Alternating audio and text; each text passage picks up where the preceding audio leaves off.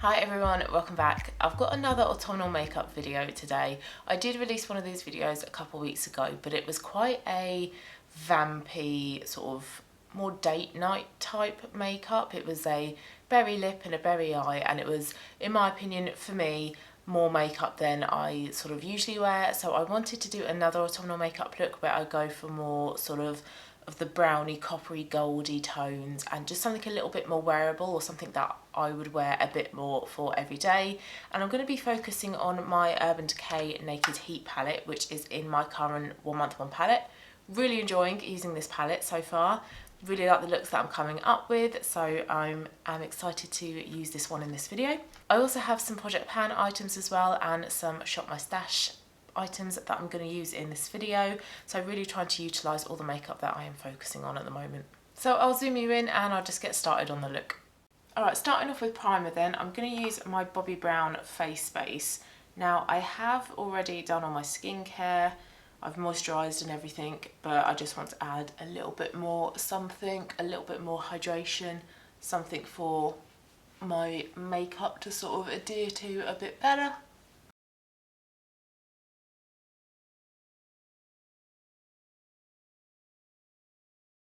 Okay, I'm going to work on my eyes next whilst my primer sort of sinks in. So I'm going to use my NYX Eyeshadow Base as a primer.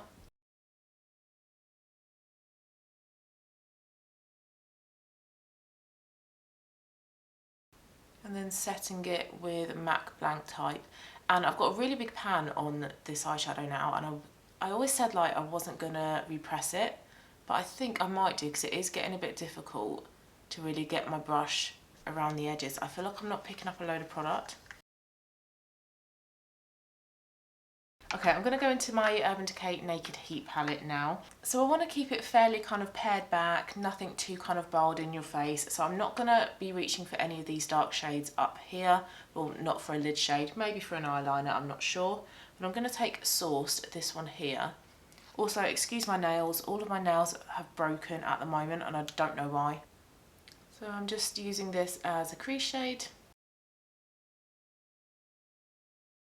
These shadows are really pigmented, so it's best with this, and also with any eyeshadow really, to just build up the colour, build up the pigment you want rather than going with a lot. A couple of taps into the pan is all you really need for these sort of Urban Decay Naked Heat colours. There is a lot of fallout though, which I know doesn't bother some people because yeah, it is a powder, but it does irritate me slightly, so probably a good idea that I am doing my eyes first and then my base.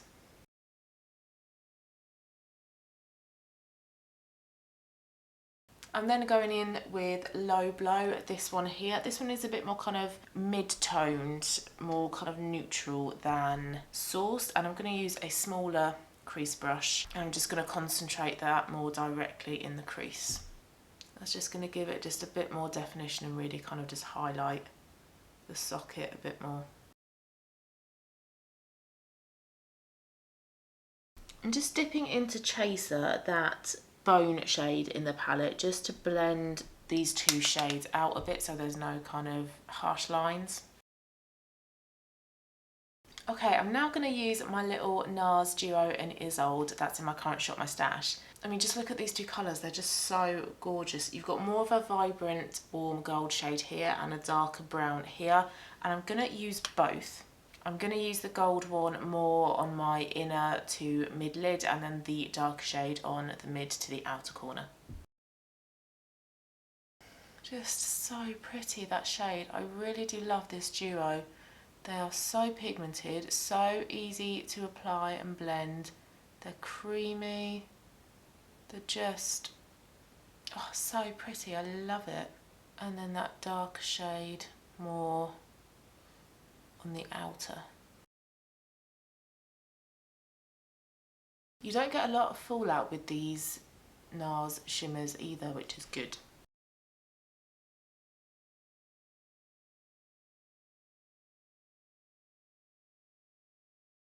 Okay, back to Naked Heat then. I'm going to take the shade Ounce here, this shimmery nude colour, and I'm gonna put that under my brow bone. This is just a real subtle shimmery shade. It's not gonna provide loads of shimmer, loads of glitter. It's just a soft highlight. Right, I will do eyeliner after my base. I think I'll see how I want to finish the lids. But for now, let's move on to the rest of the face. I'm going to use my Bobbi Brown Corrector in the shade Light Peach to kind of just try to cancel out some of these dark circles. Just push that in. Try not to drag this concealer.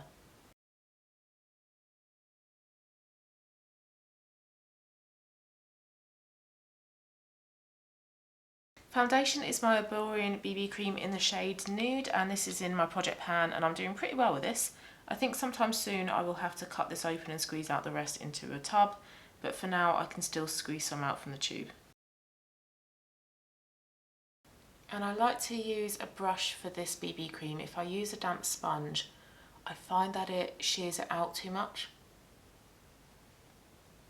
So a brush or your fingers is better for this type of product. Concealer is Tarte Shape Tape. Now this is actually starting to get less wet, so I think I'm really starting to get down the amount of product that is in this tube. Then just going to blend that in with a damp mini beauty sponge. These mini sponges are so handy for under your eyes.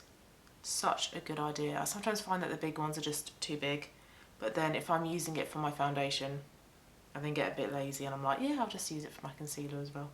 I'm going to go in with highlighter next. I've got my No7 Custom Blend Highlighting Drops in the shade White Gold. And what I tend to do is I squeeze onto the pointy end of the mini beauty blender. I squeeze a bit of product and then I just pat this on my cheekbones.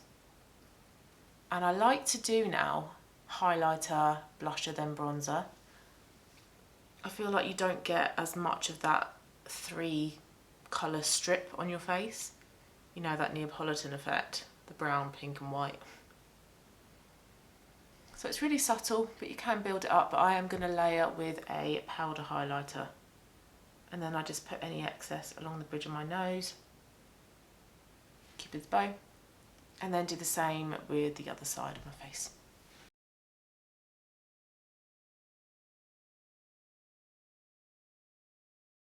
Cream blusher, I'm going to use my Trinny Lip2Cheek in the shade VB. I'm getting quite frustrated with this product. It looks nice when I initially apply it, but then later on, and I mean like as soon as I've done the rest of my makeup, I'm like, where's my blusher gone? So you definitely have to go in with a lot more than you think you need, or powder with a powder blusher over the top, so you need to layer it. But I'm just not that impressed with this product, and I've been working on this in my project pan for, what are we, October, 10 months. It's been with me since January. Right, that might look ridiculous, but it will disappear, trust me. Okay, powder next, going to use my Laura Mercier Loose Translucent Setting Powder. I need to get another small powder brush like this for powder underneath my eyes, because this is my highlighting brush. And then my next step up is like this one from Avon, like a face brush. So it's not that precise, but it will do for, you know, T-zone. I feel like with makeup brushes, you can never have too many.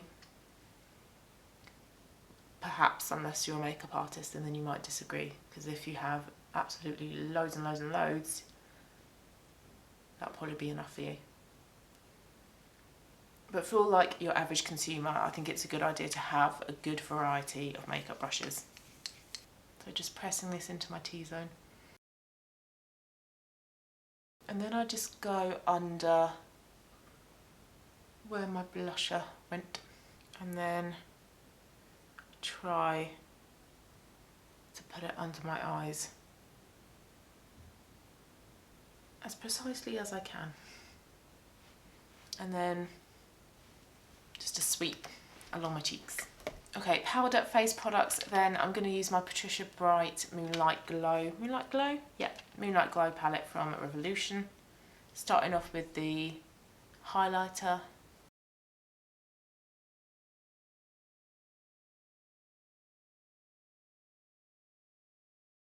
Then the blusher.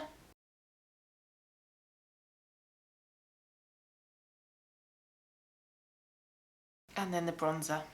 Look, I think the bronzer is my least favourite part of this palette. It's not that pigmented, and then when you do get enough pigment on your face, it looks a bit patchy. The highlighter isn't great either.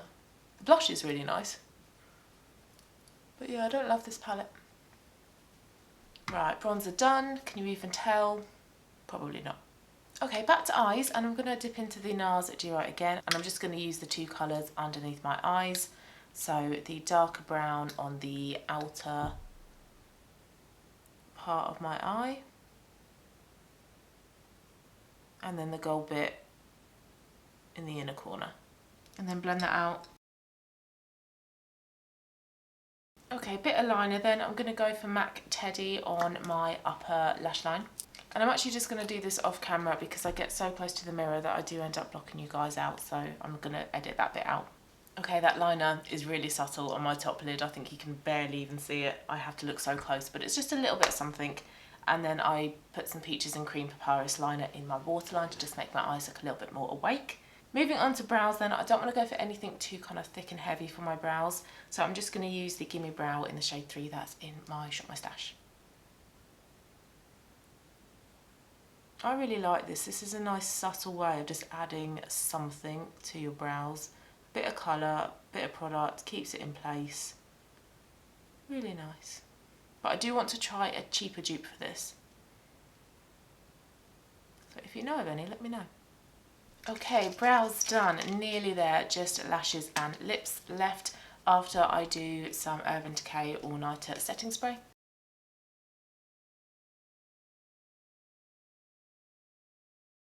Right, I'm just going to curl my lashes and do my mascara off camera. Like with the eyeliner, I just get so close to the mirror that I block the camera out, and then it's just not a very nice angle for you guys to watch. But I'm going to use the Nars Climax Extreme Mascara in Explicit Black. This is a really nice mascara in how it makes my lashes look, but my goodness does this smudge. And it smudges right after I've done my makeup, so very annoying. Especially as well because I use my setting spray before I do my mascara as well. Now, I was going to get a tube in mascara when I picked up this one, but I went into Boots and I was just a little bit overwhelmed with all of the choices and all of the offers, and I've never tried a Nars mascara, so I thought for £10, let's try the mini. I like it, but I wouldn't repurchase it again because I cannot be doing with a mascara that smudges. See, it looks quite pretty, doesn't it, the mascara, but I can guarantee in like half an hour I will have smudged black marks under my eyes. So, and it's also quite messy to apply as well. The brush is really nice. It's a nice big thick bristle brush, but it's messy and it smudges, but oh well, at least I've tried it.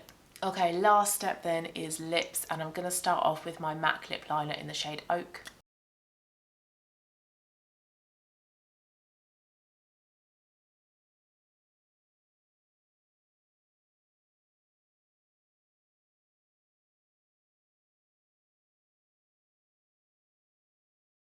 And then this pairs really nicely with my lipstick that's in my current project pan, which is my Soph Fudge lipstick. I finished off Cake and I'm now onto Fudge, and it is this dark brown, which is really lovely for the autumnal months.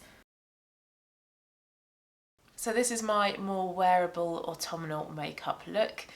I really love these types of tones, these burnt oranges, these coppers, these golds, and I love this Nars Isolde or Isolde, I'm not sure how you pronounce it. I'm going to say Isolde Duo that I have on my lids along with the Naked Heat.